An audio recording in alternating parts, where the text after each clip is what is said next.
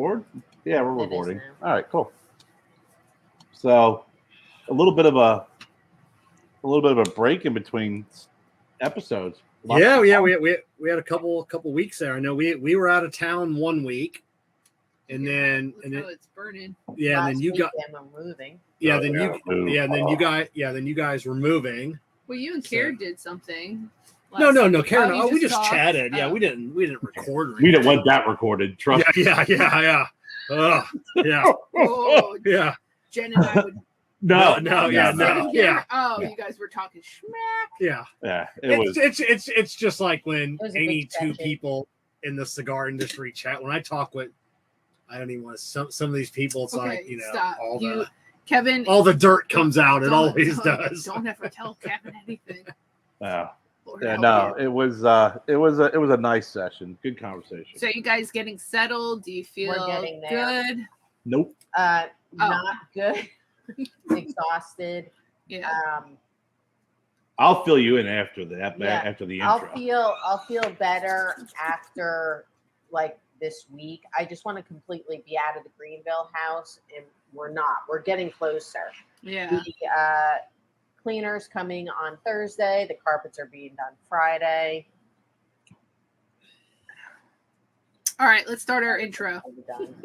Wow, just as like that. I want to get. I'm ready for the dirt. All right. I'm Broadleaf Bully Kevin. I'm Broadleaf Bully Jess. I'm Broadleaf Bully Kerr. I'm Broadleaf Bully Jen. And we are the Broadleaf Bullies. We talk. You listen. We are the Broadleaf Bullies.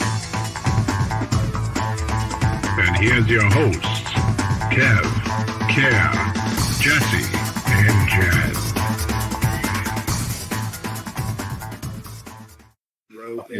Freezing or anything, but we got I got the AC going. Yeah, thank God it's in the lounge outside. It's like 90 some degrees. So Jen came out and said she didn't expect it to be this comfortable. It's not comfortable. It's tolerable.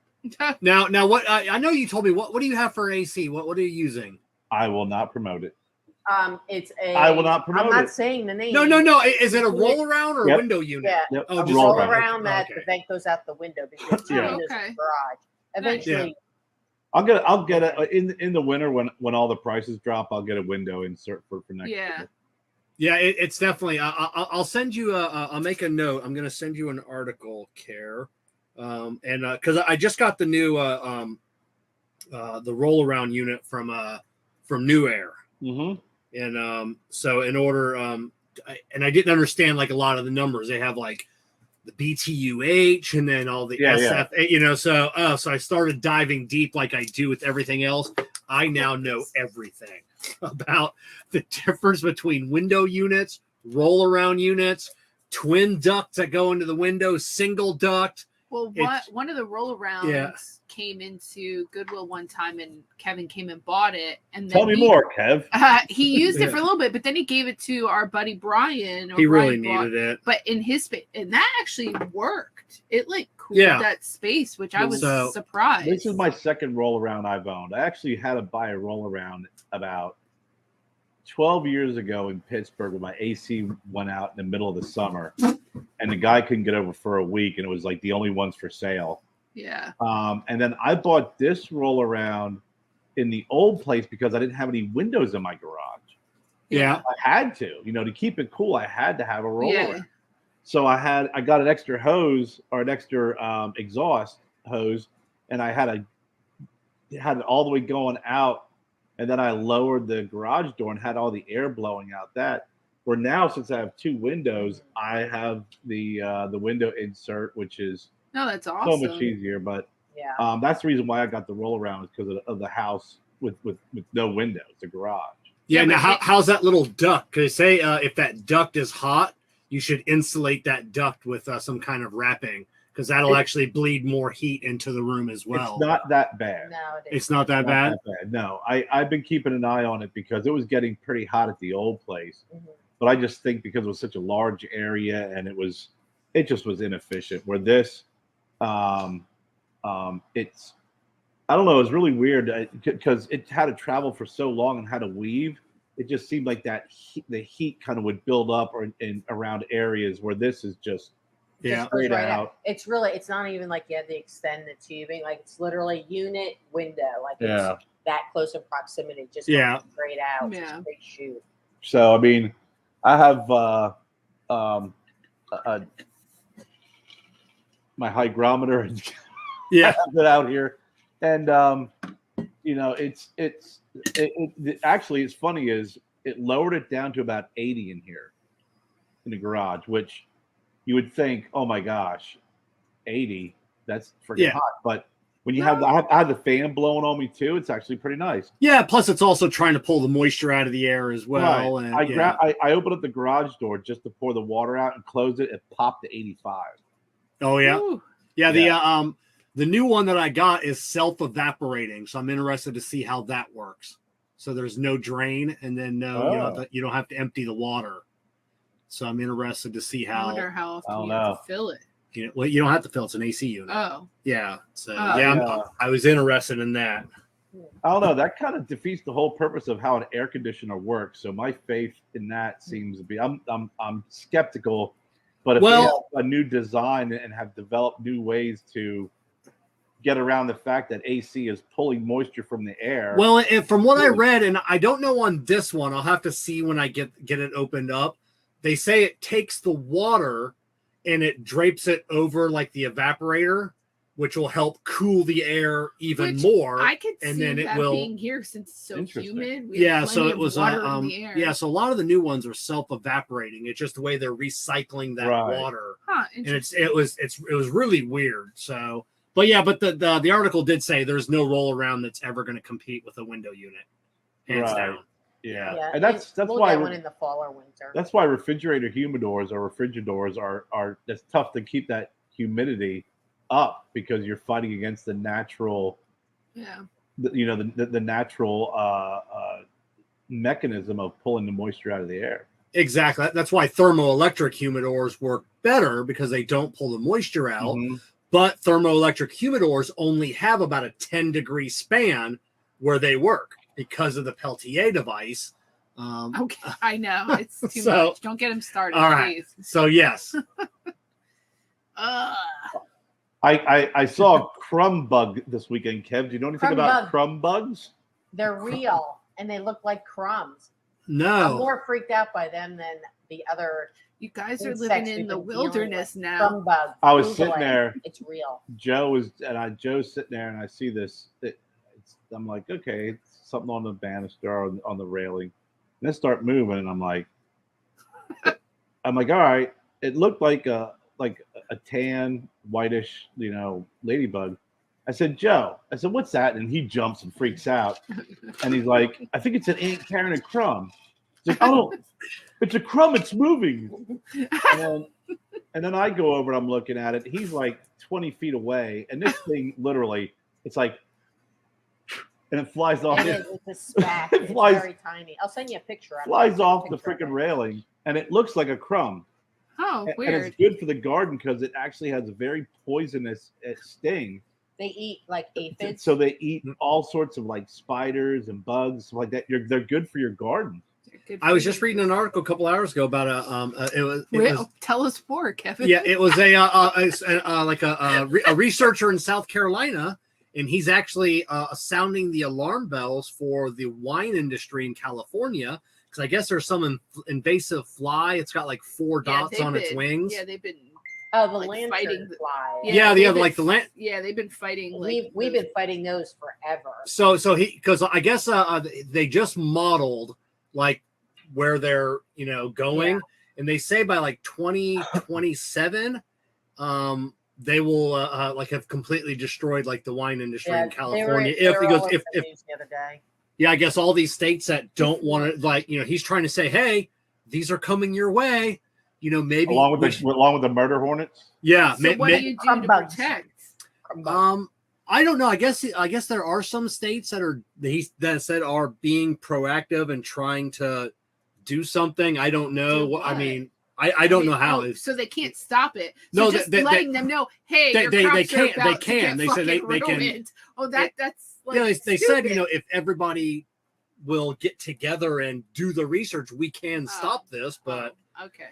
But yeah, everybody get together and get out their fly Checkbooks. swatters. well, it was the same with the kudzu. It's like, it's That's not. still a I mean, it's thing. not bothering us, so why should we? And then Right. once it took over, then like Bamboo, now, same way. Bamboo is very invasive. yeah, We have it here. We had It's some areas in horrible. South Carolina where it's like, I think I'm gonna have a little bamboo garden, and then they're like freaking surrounded in bamboo. I would and rather it's the have neighbor's yard. bamboos than Yeah. kudzu though. Yeah, well, you got- Horrible. yeah. Well, you got there's like I guess like I don't know. There's like 100 different types of bamboo, but Yeah. they're the ones that people should be planting aren't the ones that just run rampant. But Well, like our neighbor. those are the ones- What yeah. did he plant? he planted the ones that run rampant. That's Well, because it it doesn't grows look bad faster. though. But it doesn't Yeah. look bad. I think That's it because it does- grows faster, Yeah. and everybody's lazy. They just want to plant it so it grows faster. Oh, It yeah. grows fast, it I spreads just fast. don't- Maybe that's think what we he- need to plant as our privacy wall. Well, that's what I was gonna say. He Privacy did that. fence. Oh, That's what our Against the neighbor has. back? Yeah. but That I could cut some. But he then planted some in weird spots, which didn't make Yeah. sense. And I think he did that thinking it would like decide to grow like a lot. It didn't do that. It was like, Yeah, here's a bunch, here's a bunch. Yeah, his isn't and like a random. creeping. But his in the back of the yard is. It's 30 feet tall. I mean, Right. But some Yeah. of it is creeping over to our Yeah. our side, but whatever. It's like, okay. Yeah. As long as it doesn't start growing in our yard, I won't Yeah. care. Well, the kudzu, if you remember in the spring, like in the early spring, Joe and I went behind the fence and we just dug out all the kudzu like that was getting through the lattice. And it was like lattice about this high Yeah. Yeah. underneath the fence because it was uneven. Yeah. And I reattached all the lattice. I fixed the door because the kudzu was pushing the door and freaking Jeez. popping the freaking, the bolts for the hinge. Did everything. We went back today. Already grew Two back. panels of the lattice are already looks like someone ripped them out, and the Yeah. freaking door is like open this far from the kudzu just pushing against it. Yeah, I read an article on that, and it was the same thing. Some scientists tried to sound the alarm, but nobody wanted to do anything about it because it was only affecting like one region, and I Yeah, forget where it But came. now that Horrible. but here's the thing: regardless, if people came together, now it's like rampant, and people are trying to get together, and they still haven't come up with a solution. Yeah, because now it's so widespread. How do you All over. how do you get the multi-states? And Yeah. if everybody would have, when it was in one town, I one don't region, know. tell me you couldn't stop it then. That's also the Bradford pear trees. Well, that's not just true because you have grow birds. everywhere. Sorry, Jen. Go ahead. That's okay. No, she's just talking about Bradford pears, the The trees. horrific Almost- Bradford pear tree. Almost here in Florida, nothing is That's the really one in- native because of That the are freaking- causing issues in South Carolina. They're not actually pear trees. I don't know. That's what it's called. How do I know that? Because you It read could the be news growing. locally. Could be growing delicious pears. No, Where's it the harm in doesn't. that? yeah, but most of the plant life here in Florida is not even native. It's all stuff that was brought from places or from birds, Yeah. droppings and stuff. And Yeah. then a lot of stuff that's here is not good for the environment. Most of the shit is people bring it in to get rid of other shit. Yeah. Yeah. It's like, hey, I brought this snake in order to get rid of these rats, and then I got this fish in order to get rid of this, and I brought in this plant in order to, Yeah. because it grew easier I here, know. and then poof. Well, I did I- see an article today, which I could say hands down, I don't care if you gave me $1 million for it. There is a company that wants to put 1,000 roaches in your house and see if the insecticide works. Yeah, yeah. No, I no. wasn't it? Now Wasn't it? we had Nukem exterminators here 3 times in a week. Knock on Palmetto. wood. Palamato. Knock on wood. Now wasn't it 200 roaches for $1,000? No, it was 1,000 roaches for like a couple $1,000. I can't remember. Okay. What it was. I wouldn't There's doubt just Sheldon. no freaking way. Don't doubt Sheldon's No way. ability. No way. Frank, No. If someone, if there's someone, is there someone out there giving out You 1,000 should have roaches for seen- like $100 grand or 10 grand or I'll do it. The No, freaking it was like cat $1,000. It was running- $1,000. No, No. I'm good. The cat came running through the dining room, and I thought she's very happy in this house. We've had, knock on wood, no issues with her so far. She's a different cat. And then I realized, oh, she's just chasing a the freaking chrome giant bug. roach running across That's the carpet, or a palmetto bug, as people like to call it. Yeah. But it's a big freaking roach. I opened up the silverware drawer the other day. There's a There was brown a- roach sitting there, freaking screamed, closed the drawer. I don't think Nuka likes me very much because after their initial contract that I signed, it's free for them to come out until 3 months from now. Yeah, I've but had it them out does here 3 take times. it takes a while. Once they spray, it takes about It's a week getting or better. so and then they're supposed to give you these traps and you The write the peanut butter date on them, Peanut and then butter traps. you can look and see how not fast looking it fills anywhere. up, and then you're supposed to be able to Did call you them check the back mouse in. trap? Did we No. catch any mice? No, it would be freaking flopping around if it Oh. caught So, mine. so it's $2,000 for 100 cockroaches. We were both wrong. That would be like That's a pretty 1,000 good in deal, my though. head. That So is not a bad deal, but no, That is I a God. Per horrible cockroach? deal. So what There's no happens? Yeah, way. when you break it down per cockroach, Hold that's a on. pretty good Cockroach. deal. That is What a good happens deal. if the Damn. pesticide doesn't work? Do you And how get quickly more they money? multiply? Oh And my then god! now you have an That infestation would of be- roaches. So that you're would spending be that like- $2,000 on tinting your house. That would be like a part of a Saw movie for me. That would be like my worst nightmare right there. Do they tent in South Carolina? Do I they think tent out? they tent everywhere. tent Do they? everywhere. Oh, do they? Oh, Yeah, okay. because mainly for I've termites. only ever seen it here in Florida. Well, it's mainly termites is what they're tenting yeah. for. Oh, okay. I'm like, I've only ever seen it here in Florida. Yeah, if you're tenting for roaches, your place is in real It bad should be shape. no, so it should be has burned gotten down. better. Yeah. Yeah. They're No, taking you my house don't for want roaches. Let's you get don't bad. want German cockroaches. Those No, are the those cockroaches. are the apartment roaches. Yeah, that, those are the ones I you have. don't want. Why do you got to pick in on the German college. people? Well, that's what they call them. I'm Yeah, just saying. that's like Joe's apartment. Because they're invasive Yeah, and they're dirty. they're the one. They're the type that are attracted to the filth. So Yeah. you know. They start multiple wars. But no, it's Yeah. if your neighbor has them, then you're gonna have them. Like it doesn't I'm matter sure how neighbor much. does have something with the way things are looking over there. I'm telling you, they're not watching our show, so don't worry I about it. understand. And that, I don't but think she could hear us. You know, she actually asked when our housewarming party was because she wanted to bring over some moonshine. I hate to tell her she's not going to be invited. actually, what happened was she asked Joe and I. She doesn't talk to me. She only talks to Kerry and Joe. She goes, "Hey, y'all, what do you have in your house? For your housewarming party?" Kind of like smiled and laughed. I go, "In about 2 years." Yeah. Yeah, She's like, "Oh, because I got some moonshine." I was like, "All right, it's tomorrow. Uh, Yeah. Care, you My need privacy to you wall need to can't go up sample to that. this moonshine and let me know if it's any good. I'll tell you what." When I come up and visit, I'll Yes. chit chat with your neighbor. Yes. You can go hang Yes. out with her, I'm Jess. just kidding. Yes, What? she's that shit fucking loony. Okay. And if the Yes. moonshine had anything to do with it, you don't want it. She is fucking loony. She's making her own and not bleeding the I ethanol off. haven't witnessed what Yeah. they've witnessed. I saw a snippet the other You didn't. night. That was nothing. That was nothing compared to That what was- Joe and That was Carrie a has flash. seen. That was like an acid flash Yeah. of what Joe and I experienced. So is that your only neighbor, or do No, you we have have another? neighbors on because it's like a regular street. It's just Okay. that our backyard is Is half Yeah. acre of woods. Our And we all neighbors- have woods behind us. It's just we're next. Our to neighbors one to our another. left, there's a little bit more space Yeah. between and we us. don't see that. Right. And he came over and introduced himself. Real nice guy. yeah. Their driveway's on the other side. Yeah, These neighbors, our driveways are right next to each other. Oh. and And there it's used to be like- bushes, which Yeah. aren't there anymore. Yeah, I don't know. I could throw. I could piss and probably hit their house. Are you guys gonna put a fence up? Yes. Yeah, Jen wants to put a fence. I up. don't blame you. Well, I don't want to be It's- grilling food on our deck and staring at them. And Yeah, it's- and they're the ones with the kids. Yeah, and it's like it's. I don't know, man. It's Well, like it's if anyone says functional. it, you'd be like, for our dog. No, no. I I'll was- probably just I say, was listen. saying- I just don't want to fucking look at you. I just like my mean- Yeah. privacy. Yeah. I don't Good. need a full fence. They I have just a want they to. have a 55-gallon fish tank on their front porch that's like half full. That's you can tell has been there for quite a while. Ooh, okay. We're in the south. Yeah. I understand.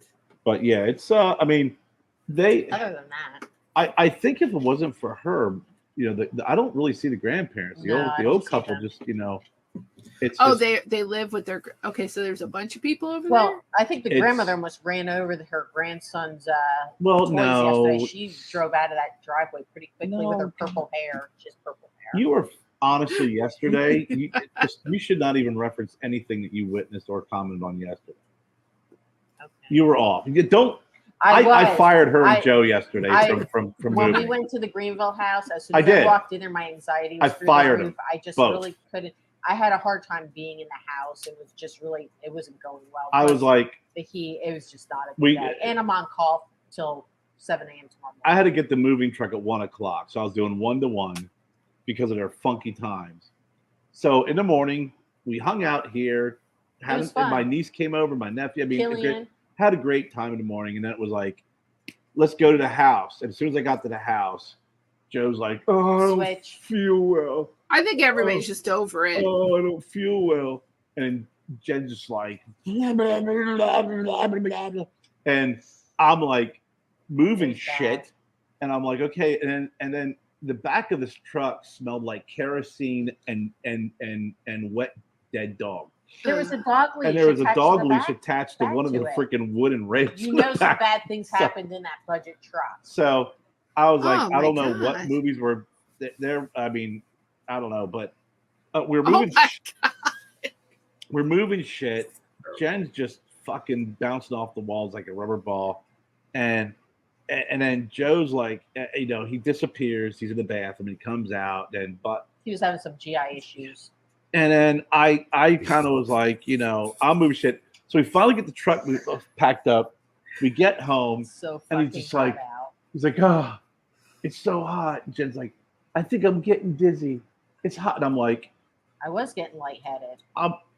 My anxiety was through the roof. My blood pressure was through the roof. And I'm standing there. I said, okay, let me accommodate the both of you. I'm going to bring stuff in and put it in there's a door in the garage and there's like a little hallway. And then I'm gonna carry it from the smelly fucking dead dog fucking truck. And I'm gonna carry heavy shit and put them in there. And then you just take it to the areas in the house. Therefore, you can operate in air conditioning while I'm outside with the rest of the freaking, the rest of the criminals. So I'm doing this shit, and I can just, it's like grumpy faces every time I see them pass by me. I'm like sliding a box, and it's just like grumpy face. And I'm like, it's fucking 68. It's 88, 93. Boom, I load everything up. I get everything inside. And they're like, I said, did you put everything upstairs in the room? No. Well, we kind of put some stuff in this other room. Explain why, though. I'm getting there. Okay. Because I want to go through it because the spare room and I go. We have about 50 bags of plushes, which you're more than welcome to take. I'll ship them down to Florida, taking up one side of our secret. What are plushes? Like stuffed animals? Oh fuck no! They shouldn't have made it. I just went through. Gabby and I cleaned her room out. I'm sentimental, and I have taking literally up one side of the 15 full freaking garbage bags, garbage bags. We have thousands of dollars worth of plushes upstairs. But I was playing Tetris, trying to get boxes, and we have like this other, like it's a big room, and it's all stacked up in there, plus the VSR desk. I'm like, I need to figure out where the hell everything's going to go. So you explain to them that there was a plushie problem. There wasn't. There isn't. I'll send you pictures and you'll understand. So I go, okay, great. And Joe's just like, I said, we still have to go back. There's this. And he goes, what else do we have to do tonight? And I go, what were your plans? Oh, well, I mean, it's just hot in my stomach. And then I said, skateboarding. Stay here. He did. By his buddy Grant's house. And Jen goes, I can help. I stay here. Yeah. I said, both you guys stay fucking home. I'm going back to the house. I said, this sucks. I get it. But why would I want to freaking do something? My mind, my brain will put me in the right mood in order to get through this, because the more I bitch, gripe, and complain, the longer it's going to be. Yeah. So I was kind of like having fun when we got to the house early and joking around with Joe. And I realized, like, tough crowd, right? Yeah. freaking, so I went back to the house, loaded up the truck at my leisure, painted, freaking all shit. Now I was happy. And I called Jen. I'm like, so what are you guys doing? You got anything worked on? And it's like, yeah, Joe's over at Grant's house. They went skateboarding. Oh, that heat must have alleviated. Well, it's the breeze. It's the breeze when you're skateboarding. Oh, it helps with your stomach too. And then Jen goes, Stranger Things, after the first couple episodes gets really good. And I'm like, and I know what you were doing. Okay, great. Stranger Things, freaking. Kerr's driving back over the house. Joe's pulling a Marty McFly behind the vehicle on a skateboard. Yeah, skateboarding. Jen's doing freaking Stranger Things. And then I'm like freaking eating ramen noodles, sweaty. I literally, I don't know what it was. I ached so bad I couldn't even sleep well last night. My knees and my ankles were that freaking achy. Old.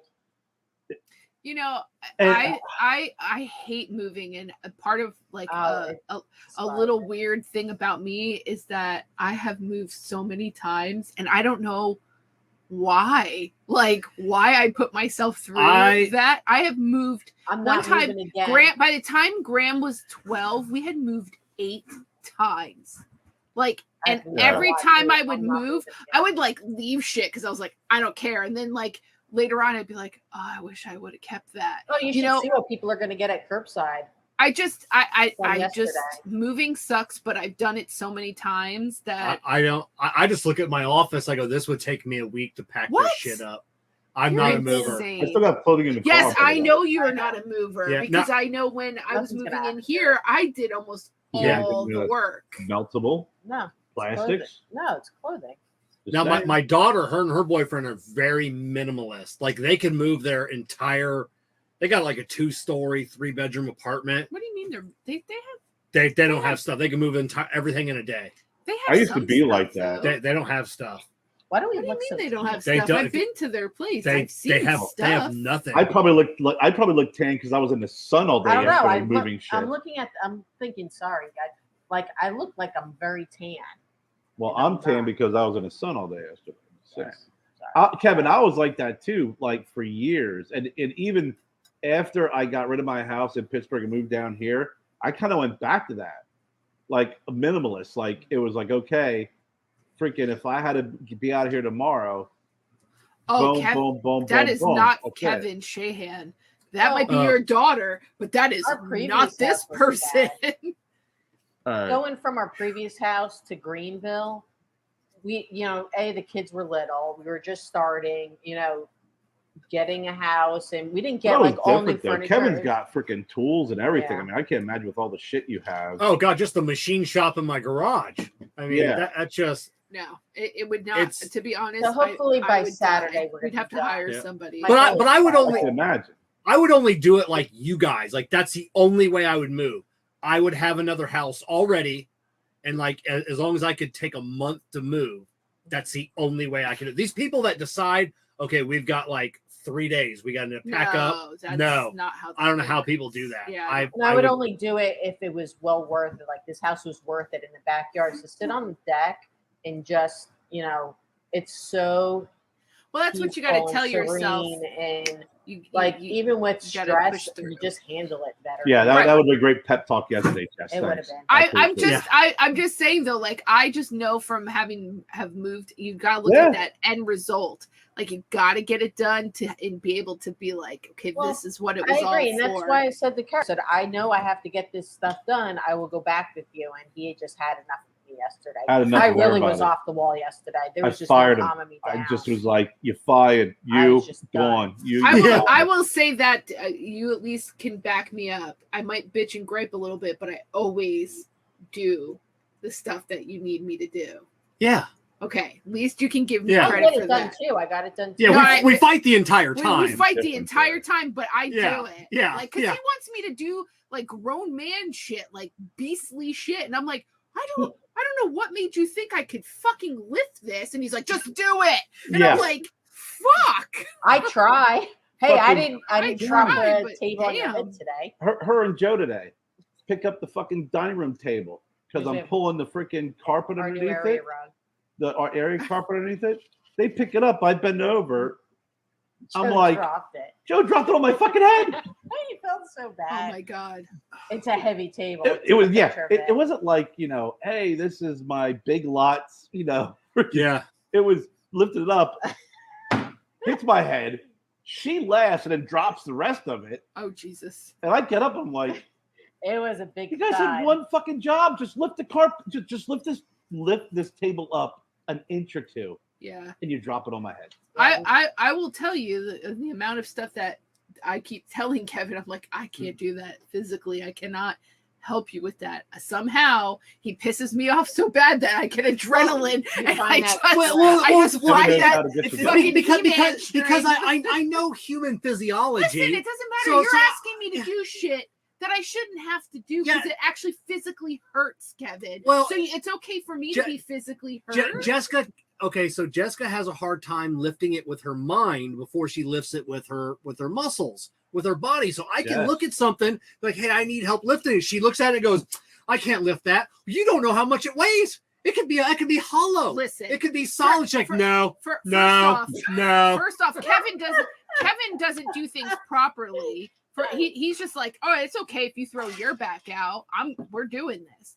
It's just I think that you give me more credit. You give me more credit in strength than I give myself. And thank you for that. But I don't really want to have a bad back or like hurt myself at this point in my life. I don't want to feel that way. Yes, as Yoda would say, do or do not. There is no try. But I do it. Yeah. That's the fucking shitty part is that he bullies me to the point where I fucking get so mad at him that I do it.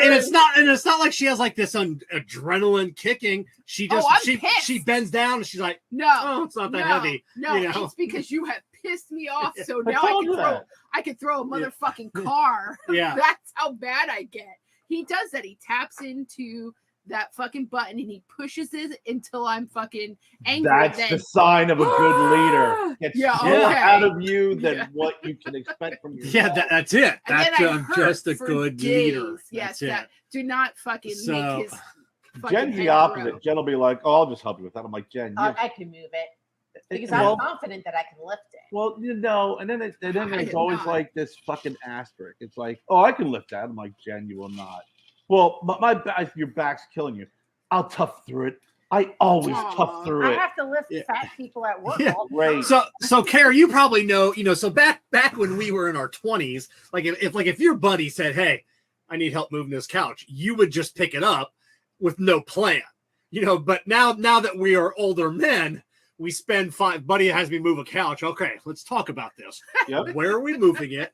What is the plan? Where, how often we stopping in between? Yeah, exactly. Because when we were 20, we're both just picking it up and then we end up holding it for 7 minutes going, oh, where are we going? Oh, I don't know. Now everything is the whole route. Well, my dad and my mom gave my friend Shani their queen size bed and I gave her our old kitchen table. So it was just me and my dad. My dad's in his mid 70s, and I felt bad because I was like, Dad, this bed's hurt. I don't know that I can lift this. He's like, same thing with Kevin. He's like, just fucking lift it enough so we can slide it. And so and same thing with the table. I felt like shitty because I'm like, here's my dad fucking gets a hit in the arm and he starts bleeding. I'm like making him move shit to my friend's house. I was like, if he can do it, I can fucking do it. The good thing I have now, Kevin, is that I have Joe who's young and he wants to get things done and hurry. I'm slow, methodical, but this is his first real big move. Yeah. Right.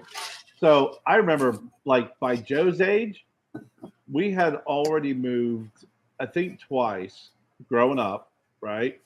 And I probably moved relatives left and right because I was always like, hey, we're moving. Oh, well, Kerry and I'll come over. Of course, and since I was 12, I was an indentured servant to anybody who's moving. So there are little tricks and trades about moving of hand placement, getting under leverage, leaning, getting better. So Joe's learning all that stuff. So so it allows me to be a little bit more methodical instead of lifting and carrying shit with some 20-some-year-old guy who just wants to freaking muscle it through. Yeah. I at least Joe is very good at listening and saying, Joe, put your hand. I go, Joe, and then he'll go, well, like he just wants to kind of just grip. I go, Joe, put your hand on the other side. And when he does, it's like, oh, okay. Yeah. So that now it's not that heavy and like not tilting this the way. The light bulb came because on. I'm holding it this way, where I should be holding it this way. Yeah, I know. Tools and well, together. That can care the first time you picked up a sheet of plywood or a sheet of drywall. But for me, I remember like when an old man teaches you the right way, like, oh, hey, this is a lot easier. Yeah, but for me, exactly. I was at Goodwill for 10 years, and we have all kinds of equipment so we don't hurt ourselves. Yeah. So when you ask me to do certain things, I want to be like, no, that's not right, because we don't have. Like, we should be doing this smarter. Like, I'd rather not put that damage on my body. Yeah, and then even moving SOPs in the world of Kevin Shahan, Jess, you should know that. No, now at the shop, when some of these young kids, now I try and get on them right from the beginning, like the ones that are coming in, like 18, like they want to pick stuff up and just grab it. I'm like, listen, you're not going to last. You're not going to last. Keep doing that. I go, let me show you how to pick it up. Yeah. Let me show you leverage. It's like, and they don't, that's what younger kids don't understand. It's geometry, it's leverage. Yep. Well, leverage and momentum. That's momentum. Yeah. Let it do the work. Because the younger kids, like at work, or younger guys, like from the dock, they would place all this heavy shit in, like you realize that lady who's like 60 years old has to pick that up. Like, how are they picking that up? Unpack the shit. They'll stack like heavy box, like big, huge boxes of glass. Like, who's pulling that out? They have to pull each individual piece out. Fuck that. Like, be smart, guy. Like, because they can pick it up doesn't mean everyone else can.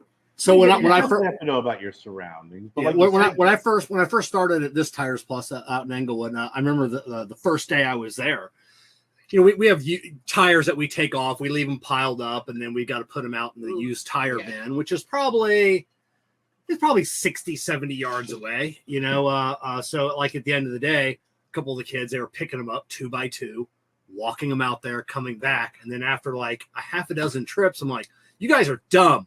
And so I laid one tire on the ground, and then I just picked one up and hit the tire and rocketed it straight. Yeah. And I just did that one after another. And I'm like, I was Chance. I go, how long you guys been carrying these tires out there? Chance like, I've been here 5 years. And I'm like, so just, and then ever since then, you get used to it, and just fire them out there and then just walk out there and stack them all up easily. Oh my God, that's why you're like, boing. Oh yeah, I was just like, you put them on your shoulder and you flick it on that one sitting on the ground and it hits it just right. You know that and it like 30 mile an hour. You realize that people have voodoo dolls of you, right? Yeah. And they like stick pins and they're like, fuck you. Yeah, but then they're also grateful for those shit like that. So well, because it's the old guys in the shop that taught me all that stuff. So. Yeah, I told Joe learned about momentum and leverage when we moved the freaking elliptical.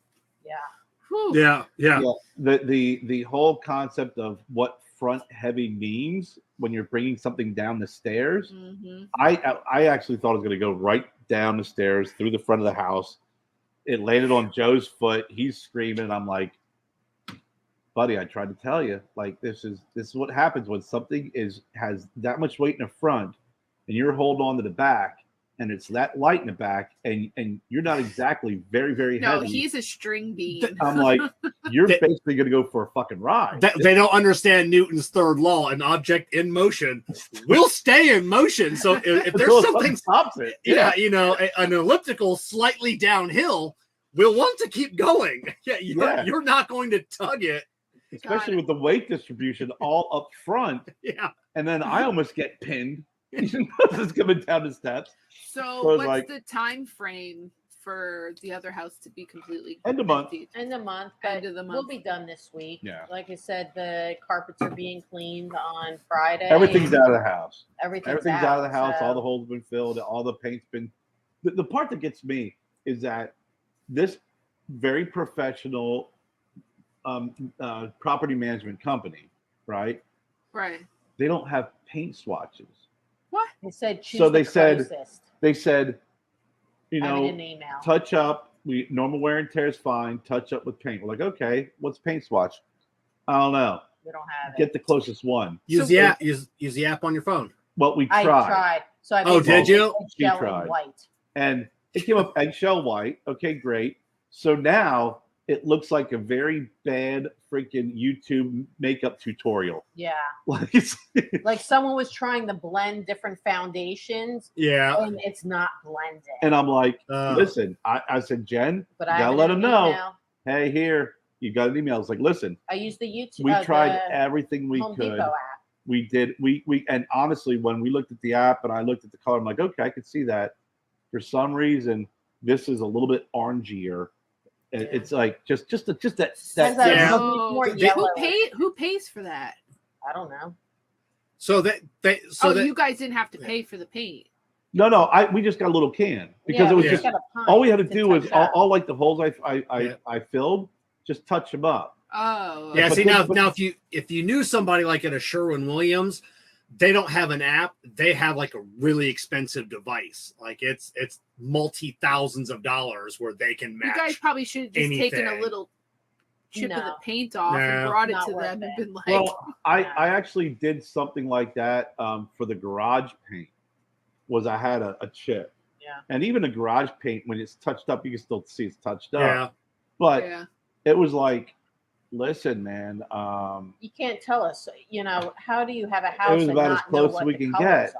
And it doesn't look bad, but it's noticeable. It's not like we put. So the management company did you guys were they the ones who cleaned the carpet or do you? No, we have to. You have to. So like when I moved from my other place, like the only thing I wasn't responsible for was the carpet cleaning because they offered that as a service. I got a coupon for 5 rooms for like $1.50. Yeah, it's not bad. I think this place, honestly, I think as soon as we clean it up, they walk through it and then they'll just move someone right in after us. Yeah.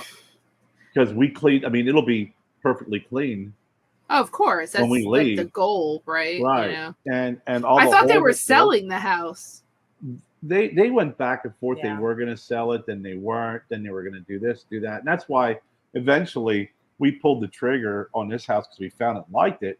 Yeah. But it was just so much uncertainty. And I'm like, we offered to buy the house. Right. And they said no. So, and it was like, weird. You know what, man? It's just. It worked out for the best. Yeah, it all worked out for the best. But, I mean, I've left other places in the same condition. I think the only difference with this house that is going to be noticeable to me is the mismatched paint. Yeah. That's it. It annoys me to see that, but it's just there's off, nothing we can just do a about slight, it. but just enough to where I notice it. Yeah, but because you guys know it's there, somebody I think know. someone will notice it. Oh, But I mean, you can't. But turn all the lights on.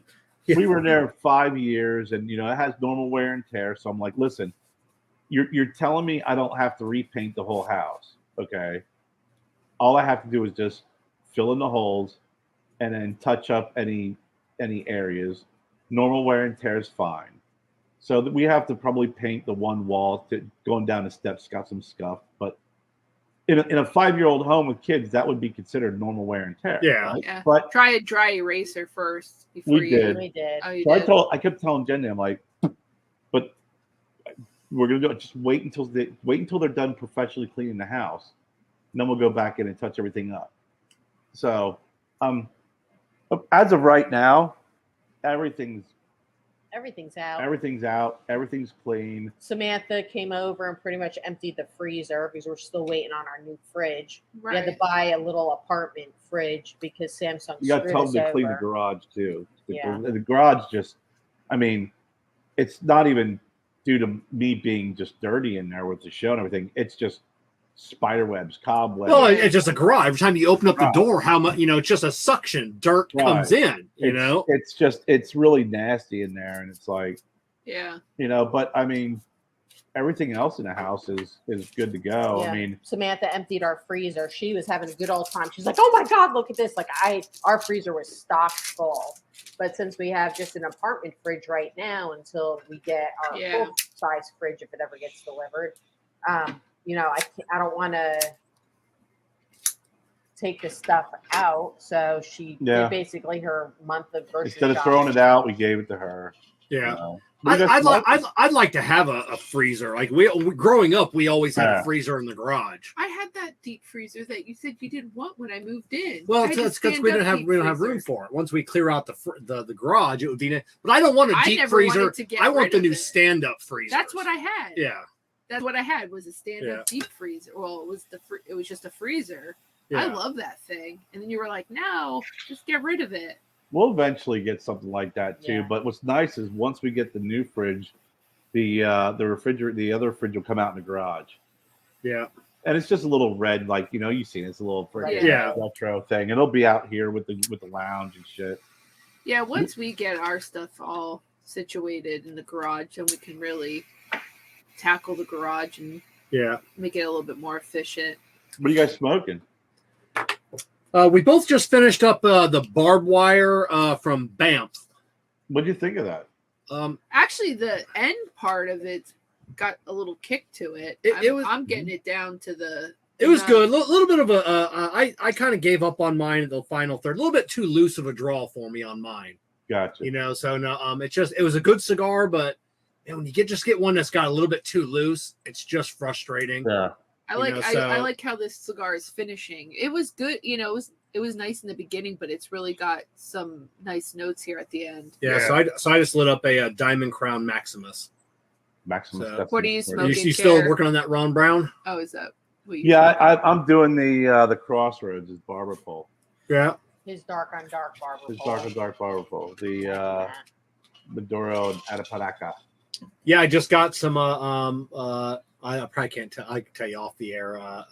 Just some samples from another manufacturer. Talking. Just wanted me to try and let me know my opinion. And one of them's kind of a dark on dark. Yeah. No, this is this is made at the factory miles, and I don't get bent out of shape on the whole dark on dark thing. I don't. It's the way it is. Well, now there's a dozen on the market. Yeah. Well, of course. I mean, which at the end of the day, people are going to try certain cigars. They're going to either like them or they're not. They're going to or if they see something that's different, they'll replicate it, or they'll try it because if there's only one or two on the market, why not try it, right? Yeah. And especially dark and dark.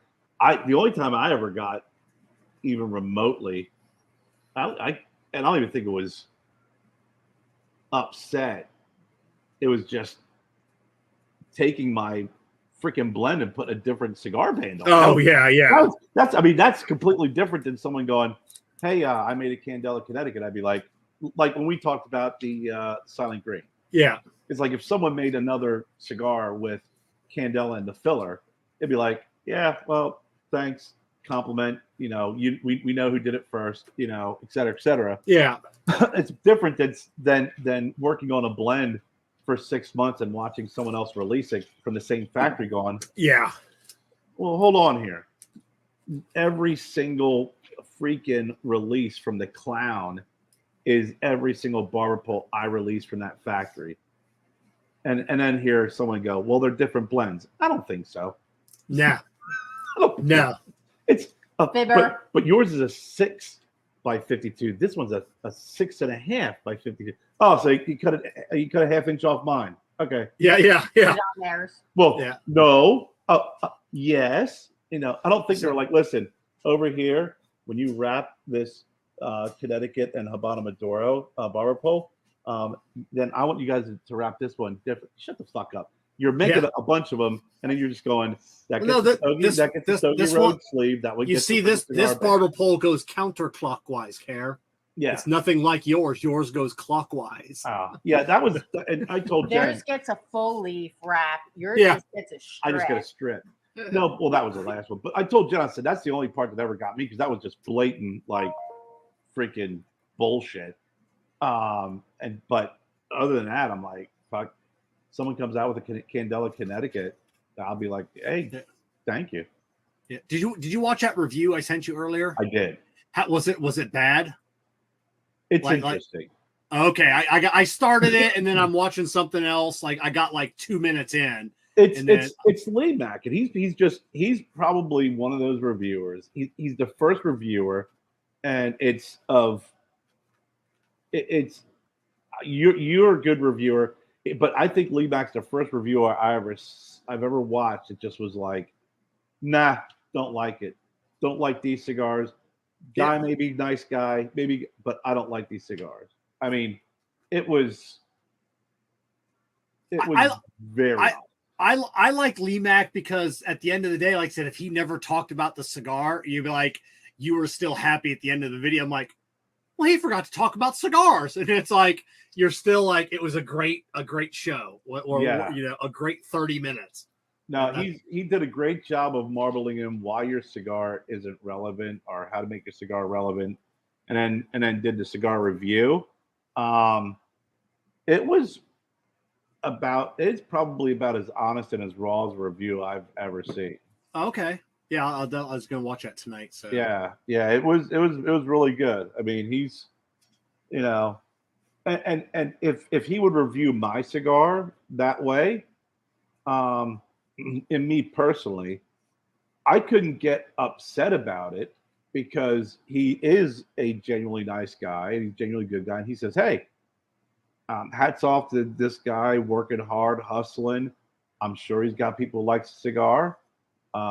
It's nothing against him. I don't know him, but anybody's out there, basically sticking their dick out and trying this. I mean, hats off to him, but it's not for me. Yeah, I mean, he doesn't like probably half of what Dunbarton Tobacco and Trust puts out. And Steve values his opinion so much. Steve is a sponsor of his show. Steve sponsors the guy that doesn't like half of what Steve makes. Right. And I'm like, that right there Steve, ought to tell people. And Steve makes what he likes. A whole world that should just tell you how honest Lee Mack is and how much he's respected. He doesn't like half the cigars from a manufacturer, and that manufacturer sponsors you. Yeah. No, I mean, and I think that's great. I mean, he's very respectful. He's a respectful reviewer, even when he doesn't like the cigar. I'm so excited to meet him. We'll get to meet him this week. When do you guys leave for Jersey? The 15th. Yeah, we leave Wednesday morning. The 15th. The event. We fly. Yeah, the event's Thursday. We come back Friday morning. The 17th. Oh wow, that's fast. Yeah, it's in and out. Yeah. Now we just have a little predicament about the car rental.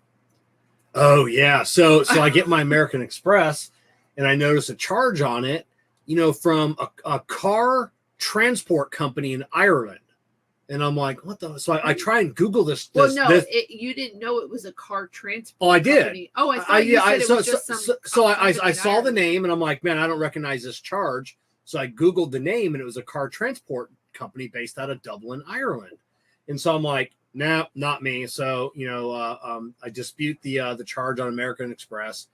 So I get a letter like a week later saying, oh, we've investigated it and we feel that that is a legitimate charge. So I called American Express and I go, listen, I didn't charge this. And then I as I'm talking to this lady on the phone, I'm like, anything. I said, I'm literally Googling this company right now, and then people keep saying that it's a scam, like it's a sham company, and I'm like, no, I didn't do it. So she goes, okay, we're just going to go ahead. We'll cancel the charge, whatever. So I'm like, cool. I get the credit back on my account. I get the hotels.com sends me an email. Hey, about your upcoming trip, all the room for the hotel. And I'm like, man, they didn't include my car rental. So I had to go back and find the car rental through hotels.com because it's not on my account. So I find the email, from a month ago, click on it. I happen to notice at the top, carrentals.com, which is a third party, they use another party for their rental cars based out of Dublin, Northern. Oh no! Oh my god! So I see that that it's confirmed, and I'm like, I got to cancel. So I got to go on there and cancel it because there's no way if I get to the airport, I can't.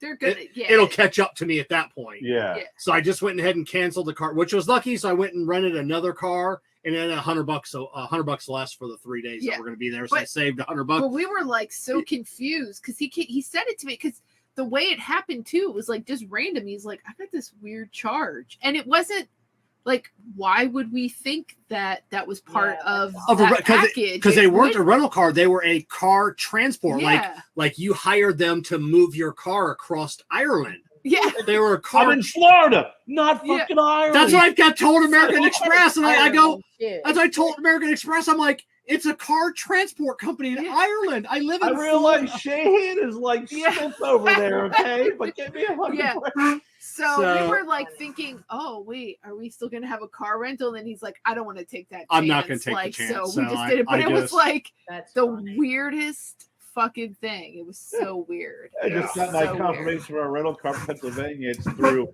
Patio Grady's and whoa. It was just too rare, but it was like a week and a half later, because then you came out and you're like, hey, remember that weird charge I got? You're like, that was our rental car. I was like, how? Yeah. How is that so a third-party agency used a third-party agency to rent a car. Oh my god! You know, so now and then I'm still waiting to hear back from Delta, because I filed online through my American Express Delta card for them to accommodate my leg, and I'm waiting for them to give me. If I don't hear back from them Tuesday, I'll call them. How?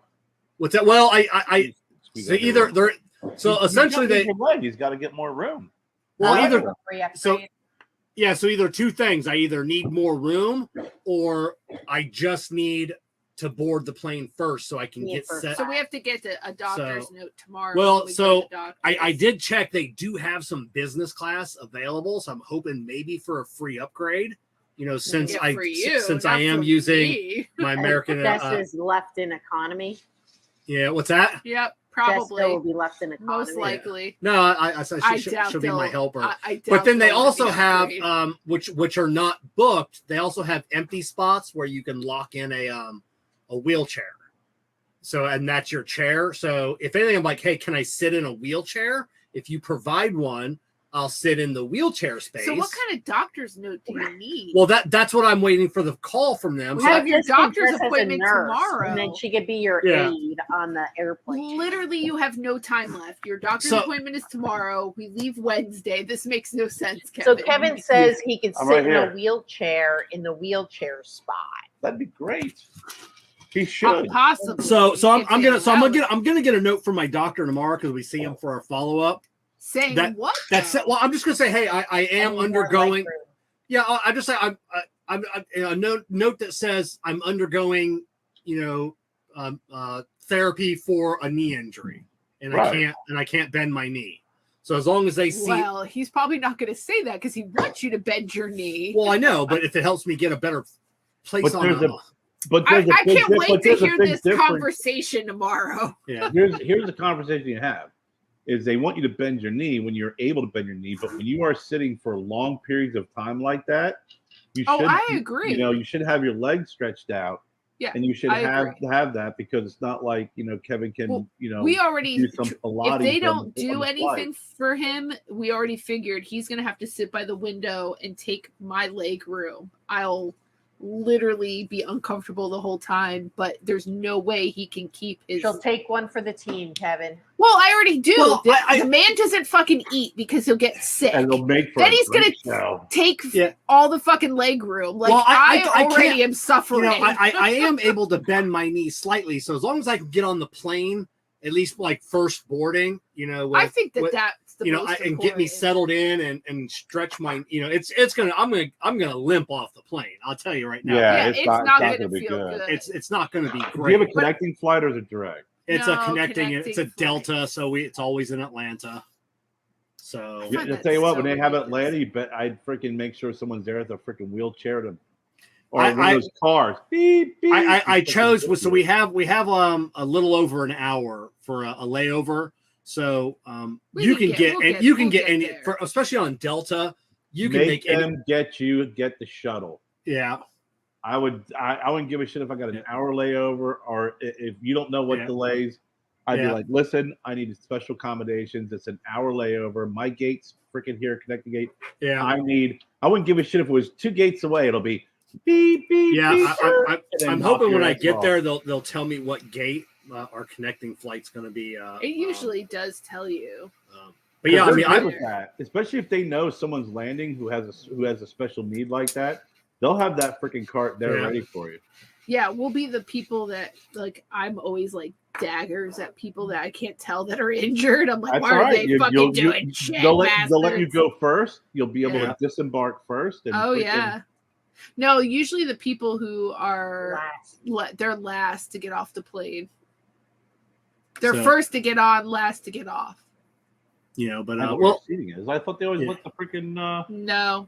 When you're to get off the plane, it is that's why I try to choose my seats as close to the exit as possible, close to the exit as I can. Yeah. So on all, so hopefully they can accommodate me.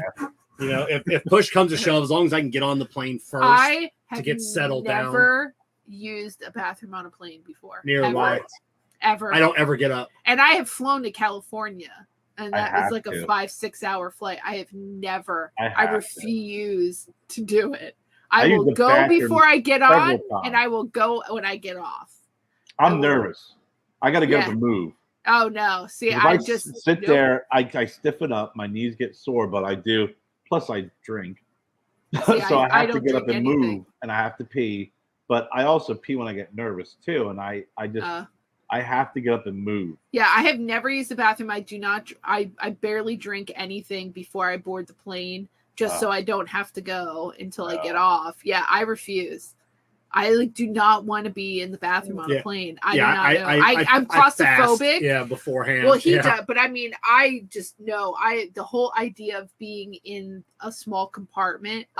No. I even go on the back on some of the bigger planes. I'll go back there and hang out and chat with people, and they'll. No. Some of them aren't too bad. No, I'm sure they're not. I don't know what they look like. I've never been in. I've never been on a big plane, like a like the 2-story, that has like the stairs and shit. Oh, I've never been on that. That would be like a flight to Dubai or something. But when I flew to California, I could literally. There was nobody sitting next to me on my flight home. I laid completely out. I've had that. It was like 4 or 5 seats, and I was like, I like the regional jets. I like the regional jets because those are out of all the jets. I've done my research. Out of all the planes and jets, those are the ones that have the fewest crashes and incidents. Yeah, little RJs, little regional jets, man. Boom. Yeah. Yeah, is that weird that we've never used a bathroom? Yeah, no. I remember once flying with Amber, and it was like a little. It was Delta. And it was a small. They were transferring a plane from Tampa to Atlanta, and it was a smaller plane, and we were the only ones on it. Just me and Amber. They didn't. What? Yeah, just me and Amber and like half a dozen flight crew. They were transferring a plane and people, and they didn't have anything. They asked us if we needed the announcements, and I just said no. And they didn't have the announcements. We both laid down. They didn't even turn the lights on, and we just laid down on the seats and took a nap. How crazy is that? We were the only 2 people on the plane. Oh, that's really neat. We were on the little planes, the propellers. Yeah.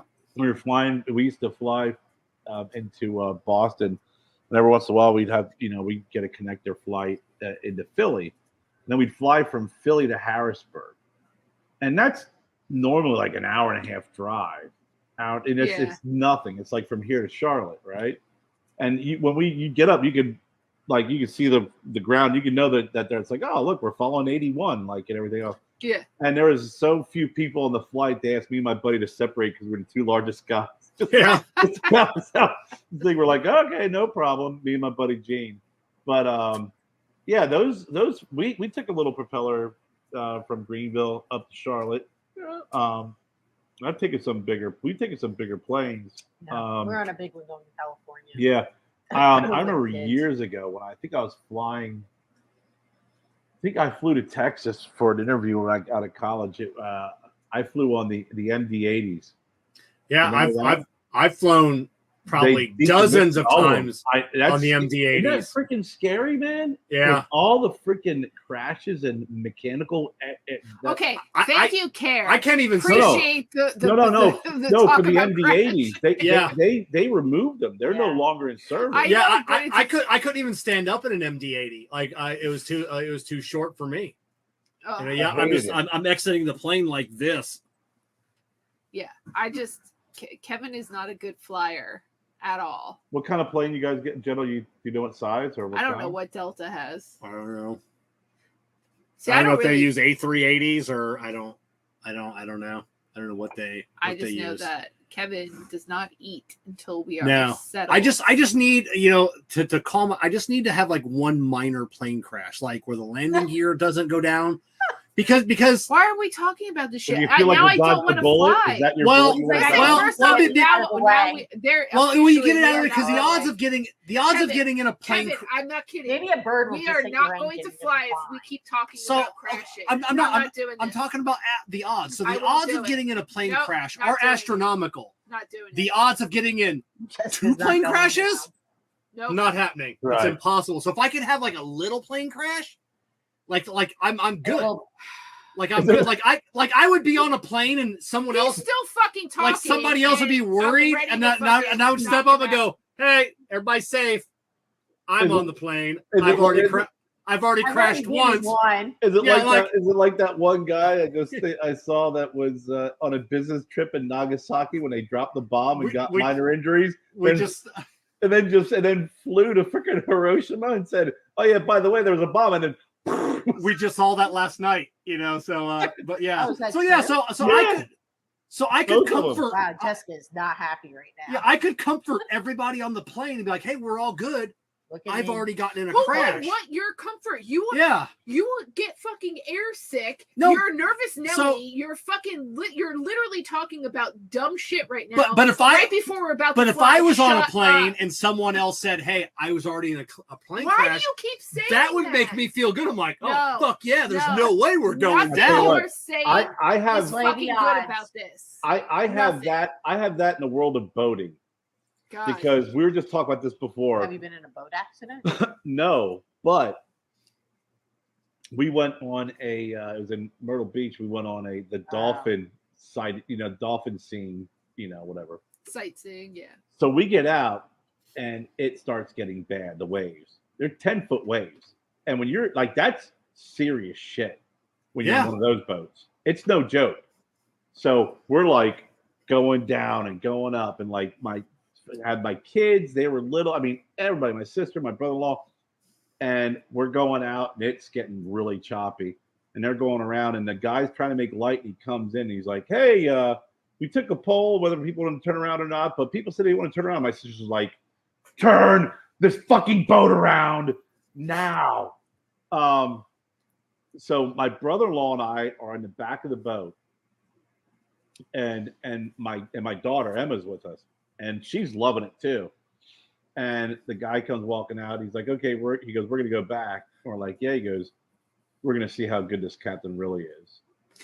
And I go, "Why?" He goes, "Turning a boat like this around with 10-foot waves is very difficult. You might want to get near the life preserver." And he turned that motherfucker around, and it felt like we were gonna go over, but I was like, So wait, you guys didn't have your life jackets on anyway? No. Well, you No. don't on like tour boats like that. No, but at that point, my sister did, my son did, her daughter, people had them on because it's like when you go out there, you're usually getting like 3, 4, 5 foot waves. I don't know. were We've been boating since we were kids, and we everybody who ever went on the boats always had to wear life jackets. Period. These sites. But we we went deep sea fishing. We had to fucking wear vests. Well, and that's everything. different. These sightseeing tours, it was like, you don't get many waves. If there was a storm and the waves, I mean, you're talking about waves that freaking sink ships. Yeah, when I went sightseeing for dolphins up in Tampa, and they made us wear life vests. Yeah, that show we were watching last night that had the guy from that survived Hiroshima and Nagasaki also had the guy that survived. He was on and he was like a boiler worker. He survived the sinking of the Titanic, the Lusitania, the Mauritania. He had 4. Oh, 4. That's Four. right, 4. Four ships. And then like that Titanic, he was in the water for like a half an hour. So think about what you're saying. He's bad luck. So getting in a plane crash and then telling people that makes you bad luck. Yeah, but bad luck. That guy was bad luck. But back then there weren't as 4 many fucking ships, so the odds of getting in a ship accident were probably pretty good. 4 I'd times. want to fly Bad with Clint luck. Eastwood. Yeah. Bad luck. Clint Eastwood, when he was in the Army, he took a flight to go back home, and the flight went down, and they crashed in the freaking I swear to God. in the Pacific Ocean, and then he had to swim like a mile. Thank you, Kerr. On the shore. Thank you. everybody now. He's freaking Just 90-some know- years old. It's like, well, forget that's Clint fucking Eastwood, you know? Oh, it's okay. I think I will not be boarding. we a landed. plane I'm on a pretty Wednesday. good swimmer. We got to swim now a mile. It just reminds me of the If you talk about a fucking plane crash, I swear to God, what was the guy? What was the guy? Fest is coming back for another season. Yeah, the final season. Yeah. Yeah. What is the one that used to tour with Rodney Carrington, Jeff Foxworthy, one of the bigger guys? But he was talking about Ron White. Ron White, you know. So I think it was Ron White that was talking about that. He was on a plane and some guy he was worried about he hates flying, and the guy next to him goes, if it's your time, it's your time. And he goes, what if it's the pilot's time? He goes, why do we all have to go down because it's his time? Yeah, Ron White's funny. No, it's Jessica's not laughing. I am totally pissed off right now because it is fucking horrible. No. It is fucking horrible. That is like, I don't mind flying, but I do have a fear of fucking dying. So thank you very much, everybody. Well, I hate wonderful. Flying. People ask me, are you afraid of? Say, are you afraid of flying? I'm like, no, I'm afraid of crashing. I don't. The flying part's fine. Yeah, I don't mind flying. I don't want to die. I don't want to crash. When we're up there, actually, one of my memory pictures was when I flew out to Utah. It was all the different. It was great being able to see the mountains. I took pictures of all the different mountains from the from the air. It's fantastic. I don't like. I think you should not be allowed to speak. No, I'm just saying. I don't mind it at all. Like I said, I just hate getting sick. So and that's what sucks. I don't like. Do you take anything for it? Do you take Zofran or? I don't take it because the only one that really works that doesn't knock me out is the patch behind the ear. So that one actually works. But on flights, I said I'm okay. I said I just don't eat. Kind of like surgery midnight before the night before. Oh, I don't understand how you get sick on a plane though. I don't understand that. I do get. I don't feel great on motion sickness. It's motion sickness. I can't feel anything. You don't, but yeah, I mean, how do you feel that? I can feel every. No, you told me it was the landing. It wasn't even the flying. The flying isn't that bad. It's the landing. It's the motion. So when I went to Atlanta with Mary and then her brother and everybody was having lunch. We're meeting her brother in Atlanta, and they have that restaurant on top. I think it's like I don't know if it doesn't revolve. I think it's just stationary. It's the tallest restaurant east of the Mississippi. So we all go up there in this building. And we're sitting there waiting for the waitress to come over.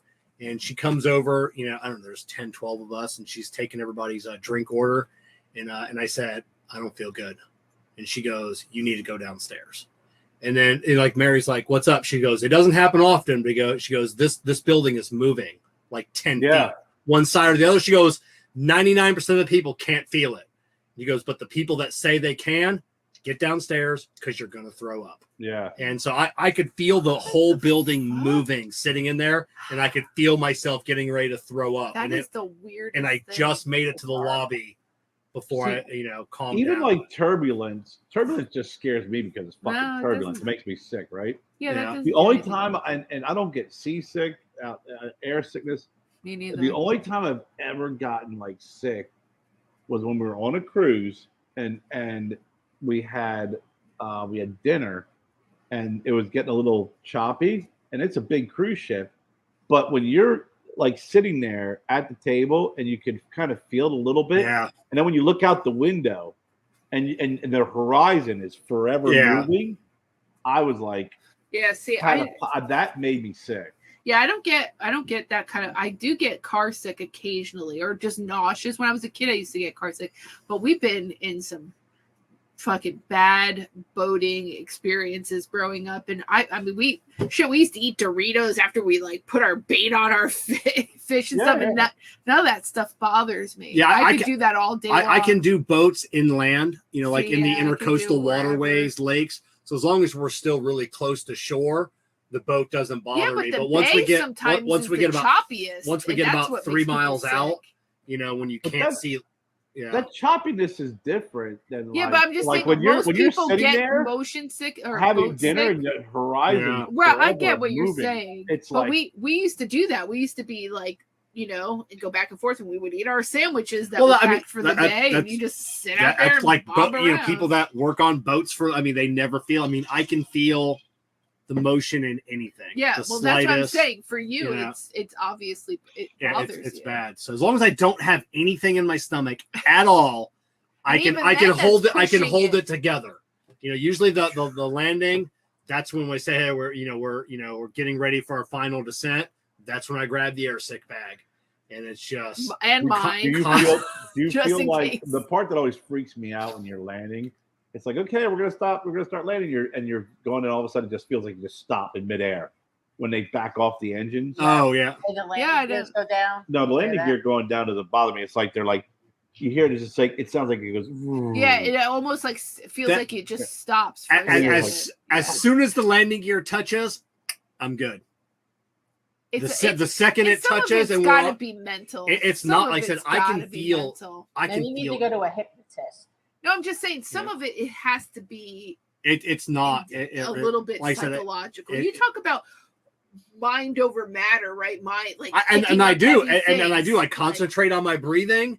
And I just focus and I can keep it in. But like I said, all the medicines I used to take, even the non-drowsy, knocks me the fuck out. It really does. So the only one, when I did go on a cruise with Mary, I did do the patch, and that was amazing. Like I said, we could feel the ship rocking, and it never bothered me. I got sick the very last day. Yeah, I didn't throw up, but I got like queasy.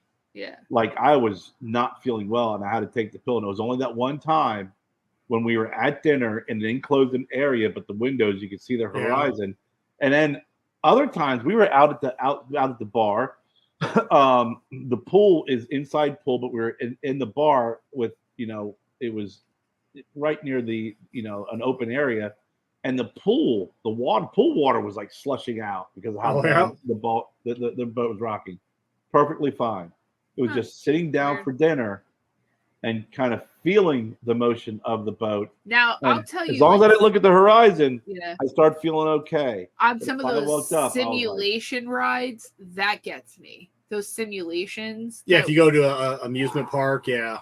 Like we went to that one at that the Airborne Museum when we went to see Graham. Yeah. Oh my God, I thought we were both going to throw up and die. That was pretty brutal. That was so you're on all of a sudden you're in a helicopter and then you're in like a plane and they were dropping you out, and it was like I thought my brain was gonna fucking explode because it was like knocking you around. We did that. The screen was right there. I don't do well with roller coasters. I can't do. I could do roller coasters. When I was simulations are different. But I love the fly, and I've been on some pretty horrific flights. But I just like to get to where I'm going. Yeah, me too. That's what my job. Unless I have a whole lot of time and we can take our time driving there, so be it. But usually you don't have that time. No, you don't. Take a week off. I just want to get there, enjoy yourself, get back. Yeah. I like circling for like when you got a holding pattern. Yeah. We're gonna hold it, and flying into Charlotte's always bad. And Charlotte's the worst. I will never fly into Charlotte again.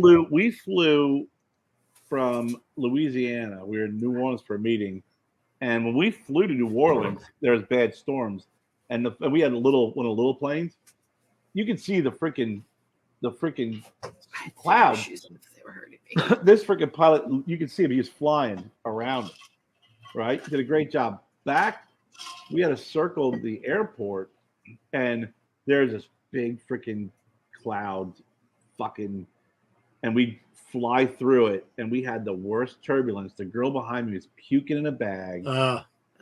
It was like shit was shaking. Freaking the things were popping down with the freaking, horrible. And then we come out of the cloud, fine, circle around, and it was like we did that 4 or 5 times. It was like, dude. It's like the odds of us breaking apart are increasing every time you fly into that freaking cloud, because every time you fly that I would have pissed myself. Then perfectly fine. Yeah, I've only had to circle an airport once, and it was brutal. It was. All right, we are not talking about flying. No, I just threw up more tonight. Now I haven't thrown up in years, because I've learned don't eat, don't drink. you know. Well, Miami in that storm, when we flew back and forth for an hour. Yeah. Oh, I mean, that was just bad weather. You can see the lightning hitting the freaking ocean and shit. Yeah. I had about 80 scotches in me. I got a free upgrade up to first class. Nice. Yeah. Yeah, they put me in first class, and I'd be like, "Yeah, no, I don't want anything. Don't want none of your free stuff." I would have been it like, would "I'll be- take his It would shit." literally be Yeah. wasted on Kevin. And honestly, I don't know how we would ever go to another country and fly. How are you ever going to fly anywheres? It'd be tough, like, you know, because what is it? Australia's 24 hours of flights. Yeah, Why you want to go to Australia? No, I but don't. just saying, Okay, like there you go. anywhere. Yeah. Like if we wanted to go to Italy, or if we wanted to go to, Well, those are easy because you Europe fly to and stuff. JFK and then you fly over. You can't fly out of Florida. Kevin, So but yeah, my it's a point shorter. is, Yeah. how short do you think that flight is? Oh, it can't be that far. What is it? 8 hours over the ocean? It's not Kevin, that bad. Yeah, it's probably about Chris- it's 6 to England. Yeah, it's not from bad at New all. York. It Yeah. is. It's probably 7. or Okay. 8. That's still Chris a keeps long talking about wanting day. us to fly to But he- freaking Hawaii. Yeah, but I would go to Hawaii. yeah, but he acts It's not like, bad. oh, With the 8 layers hours in of not California, eating. It's not bad. Yeah. You'll probably Because feel then it's more 6 to nauseous from 6. not eating. It's just a nonstop flight to Hawaii is horrific. I did that twice out of New Jersey, and it was 12 hours that you thought it was just never going to end. That's And I fucking took Benadryl, hoping I brutal. could just sleep, and then the Benadryl 12 doesn't work hours anymore. is brutal. It is. It was probably, but the flights were so. That's when you go on cheaptickets.com and you get them for nothing. When we flew to Oh, California wow, that time, was I it think it was horrible. 4 hours or 5 hours. Yeah. It's like after the third hour, I'm like, okay, I've watched as much fucking TV as I can. But after the third hour, at that point, I realized we're in a cylinder 30,000 feet above the ground, moving at fucking 30,000 miles an hour. At that point, reality hits. And I'm like, okay, now we got to land. Yeah, but Because- see, when I flew to California, it was a 6-hour flight, and I just slept. Yeah. I can't sleep on a Hawaii, plane we would unless it's definitely- freaking alcohol induced. Hawaii will definitely do that. Can't. That won't be a problem at all. I'm like Mr. T. You got to either give me a shot, knock me out, and get me there, or I have to drink an absorbent amount of alcohol and take a couple of Ativan. Yeah. No, I just fucking slept. I don't know. I ate, I remember slept, watched TV for a little bit, and went back to sleep. Coming back from Philadelphia once, probably 15 years ago, and we were on the ground waiting. We were in line, and I just fell asleep, and I was probably asleep for a couple of hours, and then wake back up, and the plane is moving, and I just looked at the guy next to me. I'm like, oh, sweet. I slept for the whole flight. And he goes, we haven't taken off yet. And I go, we've been waiting the entire time. He goes, yeah. And now I'm wide fucking awake. You know, and I'm like, oh, worse. What the fuck? That is horrible. I've had a few like, hey sir, wake up, we're here, you know, drunkie. yeah. And when this was years ago, it was we had a layover in, I can't remember, it's somewhere in Ohio, I think it was Cleveland or something, and it was like to get a flight to Pittsburgh, which is nothing, right? But there's a huge layover. And we're like, okay, you know, we're just hang out and wait. So I'm like, all right. So I realized that the freaking gate was like right next to this bar. And I was in there, and I was in there, this is before I met you. I was in there like for an hour and a half. And this was after already drinking at the other place. Ooh. And landing this layover. And it was just like, I'm like, oh yeah, we got a layover. And I turn around as the freaking chick who was working at the freaking gate. She's like, we've been calling your name for 15 minutes. Get on the flight now. Oh, you're leave that without guy you. that everybody looks at when you. I get got on the plane. on the plane. And when I got on the plane, it wasn't like it was like I got on the plane and everyone just looked at me. If there was a collective boo with everybody's look, everyone hated me. And I'm like, I didn't hear my name being called over the freaking loudspeaker. Whoever hears anything they say over those loudspeakers, you don't hear shit. Well, now we all have I'm the good. app, so yeah. So now they text you everything. Yeah. I'm usually good. What I'll do is I'll sit in the bar, I'll have a couple drinks, and I'll walk down to the gate. I'll get really nervous. Like I'll go back. What I do is when I get to the airport, I'll find the closest bar, and then I'll walk to the gate and I'll time it to see how long it'll take. And then I find out where the closest bathroom is, and I'll time it. Oh my god! Then I'll go back to the bar. I'll have drinks, and then I'll go to the bathroom, and I'll go to the gate. Jen, I'm not sure if I think you and I have our hands full. Yeah, I really am fine with just me and you, Jess, flying somewhere, and they'll eventually let them drive. Yeah, go ahead. You guys drive.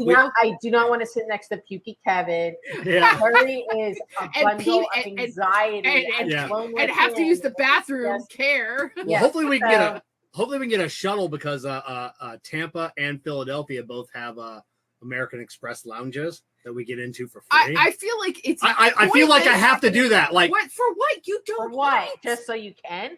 Yeah, just so I can eat or drink. Well, they have better chairs. Like they have like recliners. I'd rather just be right by the gate. Yeah, I want a comfy chair. Listen, I pay. Listen, I pay for all of this with my card. I will get on the plane.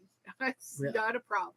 I just find it like stupid. Like, who cares if we have that? You don't drink or eat anything. It's eating. I do. I go and get a coffee or something to eat. When I was booking the rental car anymore. I used to. Even when I was choosing the rental car, I actually Google Earth the airport and found out where the and I figured out where Delta's hub was in Philadelphia. And so I figured out which rental car was the shortest distance to get to the but our hotel is at the airport. I'm not a good flyer. Jen's flown with me. She's picked me up after flights. Jen and I think would have fun. We would be like, you would, because it would just be let's just hang out. It would just be you two. Karen and I would be driving. Yeah, I think Jen and you would be chatting. Kevin would be trying not to puke, and I'd be drinking all of Kevin's drink. So basically, me and Jessica will be up in first class and we should be up in first class wherever. You guys can sit in the exit seats. But you see, first class is wasted on you because because you both said that you can sleep no matter what. So but if I was in first class, I would eat and drink if I was in first class. It's so comfortable too. I've never flown first class, so I would Chris totally wants to Hawaii. Tell him he needs to buy his tickets in first class. I've flown first class a couple times when we upgraded. When I worked and I used to fly more, I always would wait till last minute and get an upgrade. So I've paid $50 for an upgrade to first class. We paid $100, right? Yeah, I've never paid over $100. The day you're gonna fly. The day you're gonna fly, we always look, and Jen always got me either a $50 or $100 upgrade to first class. Yeah. And that's probably the one what time we should do, just look and see. The one time is when I flew to Miami, and it was like a last second. I was gonna be down there just for a day, and she got me and thank God, because that's when the bad storm was. But I think I got first class out to Utah. I've never flown first class. Usually I always try and fly Delta, but business class on Delta is, I like those, I just want to be in a seat where I could be like the first one off. Yeah, that's business class starts right behind the exit. That's what I want. It's amazing the difference between a business class and coach, like just the leg room alone. It's amazing. Just even a seat room, because I'm a fatso. I mean, it's literally just so much more room. Nothing's worse than when I sit down and I'm like, trying to get I turn into a T-Rex when I'm trying to get my freaking, my son's friend, Isaiah, who also used to be one of my employees, he's a big boy. He has to buy 2 seats to fly. Yeah, I'm not that big. No, I know you're not that big, but I'm just saying, like, he has but I to. can't He has imagine. no choice. And then I always get next to some little person who feels like they have to go. Yeah, what is that? Taking both arm and I'm looking at him going, seriously, motherfucker? Like, I could crush you like a bug and a crumb bug. But I don't try and freaking take up more room than I have to, or I got some asshole in front of me with the seat. But the business definitely more room. I hate being stuck in the middle. That is my. I'm an aisle guy. I won't pick it. I like window. I have no choice. If it's me and Kevin traveling, he always gets the window. I always have to go in the middle. I'm aisle. nothing but aisle. Oh no! See, I got to look out the window. He's either out the window or he's the aisle. Either or. I prefer the window because the horizon usually, if I can concentrate on the horizon and see that it's usually staying straight, that helps me. I just wanted to rest my head on it so I could sleep. Yeah, no, I would love the window seat because I love it, but no, I get the middle seat because of Kevin. Kevin who doesn't eat, Kevin who needs all the leg room, and Kevin who takes the window. He is the worst flyer. I would sit separately. We have. There's been a couple times. Even when we go to movies or out to eat, I always gotta have an end seat. Yeah. I always have to have the easy access seat because I know I'm gonna use the bathroom a lot. I've actually got on flights and I'm the middle seat, and I look at the guy and I'm like, do you really like aisle seats? You want the middle seat? He's like, well, I go, listen, I'm gonna be going to the bathroom a lot in this flight. I'm just telling you right now. Double doers. And I've had people go, all right, take the aisle seat. Because I know I'm gonna be getting out. Plus, I just need a little bit of extra room. Yeah. I don't mind them banging my leg with the freaking cart. I'm cool with that. But I'm like that in the movie theater too. Plus, I have this weird thing. Don't laugh. I like to be in an area where I can have easy access to get out in case shit happens. I get that. So I can respond fast. I would rather have the window seat or the aisle seat. I hate that middle seat. Because I know if someone acts like an idiot or if something goes down, I'm going to I want to be the first one there to do something versus try and get over people running away. I just want to be able to respond quickly to shit. Yeah, movie theaters, whatever. Whenever when we used to go to Emma's recitals, when I go in, I always scan the room. I scan the people. I try and look for freaking suspicious-looking people. I scan all the different doors, the different exits and entrances, and make sure I have at least a freaking full field of view of anywhere that anybody can come in or get out.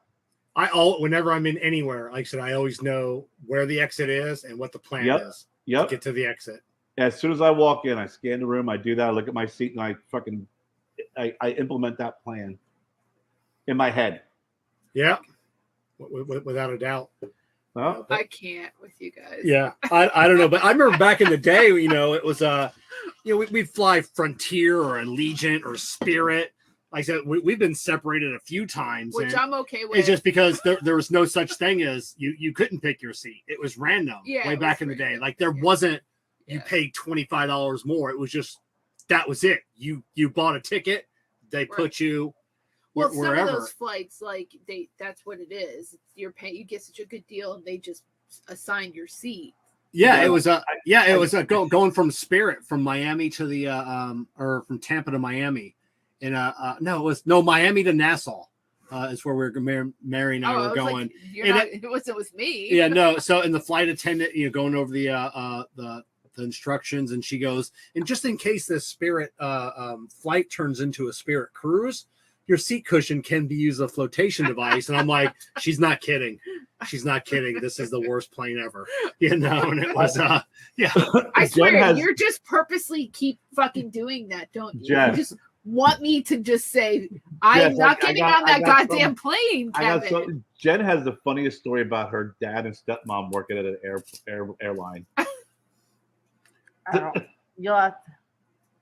I vaguely remember it now. What? They worked at the Key West. They worked at this Key West airline, right? So basically, her dad and her stepmom. This is when they retired. They moved down to Sugarloaf Key and worked. Okay. So they basically worked at the counter, checking people in and luggages and shit, and they were doing this, and I guess they were overwhelmed. Oh yeah. So there you go. My dad just left. What do you mean he left? Well, you skipped it. Like they were checking tickets. I guess there was a issue with the computers. And you're talking about 70-year-old people here. And his and her stepmom. They're like getting everything's all confused. People are yelling at him. The computer was freaking all screwed up. Their tickets were messed up. And he's just like, it's fucking left. They just quit. Both of them just walked out. Walked out. I forgot about that. Yeah, you imagine sitting there trying to board a plane, and all of a sudden they're just like, "Yeah, I'm done." You're just like, "Wait." They were the only workers there. It was just Herb and Rose. It's like you guys talking about Spirit and Allegiance, because or Spirit, all the smaller ones, they just I forgot about just that. fucking left. They're like, yeah, just quit. Yeah. We just walked out. Well, the world's cheapest airline is Ryanair. I think they're out of Where's that? out of Ireland. It makes Spirit look like JetBlue. They actually tried to get whatever the European version of the FAA is here. They tried to get authorization. They wanted to take all the seats out of one side of the plane, and they wanted standing room only, where everybody holds on to like the bars. So, like a lot of their flights are just over the Ireland hour flights or whatever. Yeah. So they wanted people to stand. They said we could fit more people on the plane if everybody just stood. Like a subway? Could you imagine flying on a plane and you were just holding Why on? didn't they just make it like a subway where they had seats and then they had poles They where said you could still strap yourself? They still have like they said they said no. But I'm like, could you imagine being on a plane and you just if it was like a subway, I guess it wouldn't be that bad. It's an airplane. Yeah, whatever. If it's a short flight, there's a reason like, why they say, hey, but it's like whatever. Carrier, we already know that you have like flying issues, so I think if it was like a quick flight somewhere, it's like if it was from here to say like Orlando, I would totally do that. Yeah, if it was like a 20-minute flight, but an hour, I don't, Well, people ride the subway sometimes for like 45 minutes. Do they? Yeah, they're not 30,000 feet in the air though either. Or 20, but they're or standing. What's the difference? What's the difference? What is being in the air have anything to do with standing? Because if there is a sudden, if there's a sudden drop, same thing with the subway. If is it going to suddenly drop to the ground? No, they could suddenly stop though. Where are you going? You're going to fly. If you're flying, the odds of you suddenly dropping, I think it's a good idea. Well, fucking sign you up for that shit. Let's see how many. What are you gonna do? You're gonna pull the lever when your stop is up? Ding ding! Stop! Let me get my parachute. No, man, you'll be especially when you drop a couple hundred feet, you'll fucking hit the ground. The roof. I don't know. But you talk about that, like ding ding stop. When Kerr, you said you want to be, in an aisle so you can active in case something happens. How does like people, you hear the stories about people freaking out and they trying to open the door and who does that? It happens. A flight attendant can't hold them back. I always think of like, why aren't there people like me and Kerr? Listen, if I'm on a plane and you get up and start yelling, you're going to be seated really fucking quickly. Period. You're not getting to that door. I'm a self-deputized air marshal at that point. There are approximately 5,800 train car collisions a year. See? There you go. We need to make them special badges and make them official air deputies. Because we were talking about how I know. What does that have to do with standing room only on a fucking flight? Yeah. Well, it just shows you that accidents happen regardless. Fucking people fall down the stairs too. There you go. That's why they have railings. So you have a pole at least to hold on to. There should be a stripper pole. If you're gonna do that, just have a stripper pole, have a dancer, keep everybody active. That'll be No, I applied to be a federal air marshal right after 9/11. Listen, have you seen some of those military planes? Those guys don't have any good seating or any comfortability at all. Well, that's because they survive. They're property of the government. They can do whatever they want. Some interesting odds. The odds of dying in a car crash is 1 in 114. Really? Wow. The odds of dying in a plane crash are Christ. 1 in 9,821. We're good. Well, the odds of dying in a plane crash, or the odds of getting into a plane. No, plane crash. And what are your odds of dying, or what are the odds of a plane crashing? All right, odds of you looking that up. I am going to say good night to everyone because I swear I believe in bad juju. Is what I believe in that stuff. Yeah, I'm very superstitious. What's that? One major aviation crash for every 7.7 million flights in 2021. Kevin. Okay, so I am telling you right now. It's next to impossible. Yeah. Yeah. Improbable. The overall fatality Improbable. risk is 0.23 is the average. Oh. You would need to take a flight every day for 10,078 years to be involved into an accident with at least one fatality. Thank you, Perfect. Sheldon. Perfect. So there you go. All is well. And you know what goes through my mind? And on that note, In my mind, it usually goes through of me saying, I'm probably that 7 million, 7.5 million, 100,000. I'm fucking loony like that. no, I think we should have done that. Fun fact. All right. On that fun fact, I'm Bully Kevin. I'm Bully Jess. I'm Bully Kerr. I'm Bully Jen. And remember, Bullies make good friends. From Kev, Jess, Kerr, and Jen, we are the Broadleaf Bullies. Thank you for joining us, and remember, bullies make good friends.